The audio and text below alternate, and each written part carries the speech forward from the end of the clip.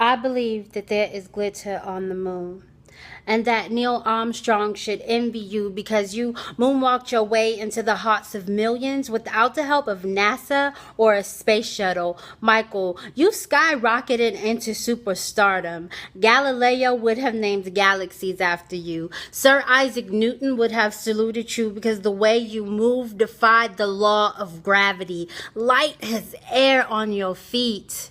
But the weight of words brought you down.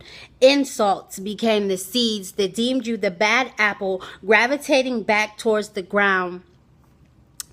Michael, they alienated you when UFO stood for unjustified foolish opinions.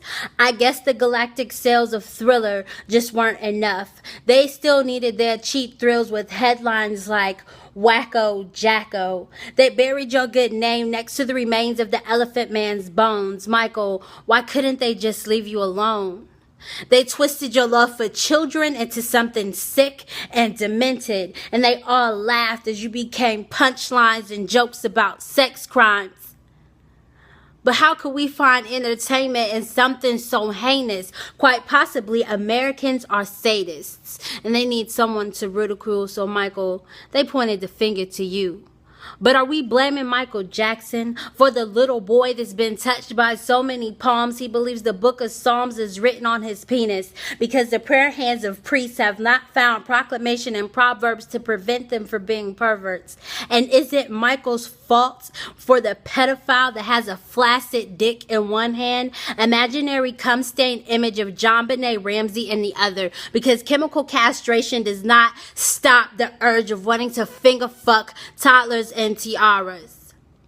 Can we really blame Michael Jackson for the fact that America desensitizes us to its perversions with its obsession with youth and sexuality? We tune in weekly to view the new American dream of becoming a mother at age 16.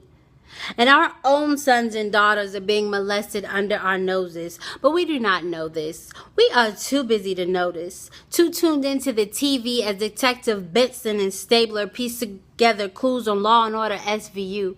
And during the commercial break, we turn to the first 48, subjected to believe the smooth criminals only exist on TV. Michael, I could never judge you because I'm not God.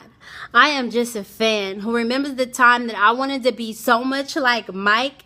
I wore a leather jacket and penny loafers every day to the 3rd grade. I wore out the soles of my white socks sliding across my kitchen floors, and I only wanted to wear one white glove to Sunday school. Michael, you were gone entirely too soon, but I believe as your soul ascended, that infamous one-gloved hand dropped residue. And now there is glitter on the moon.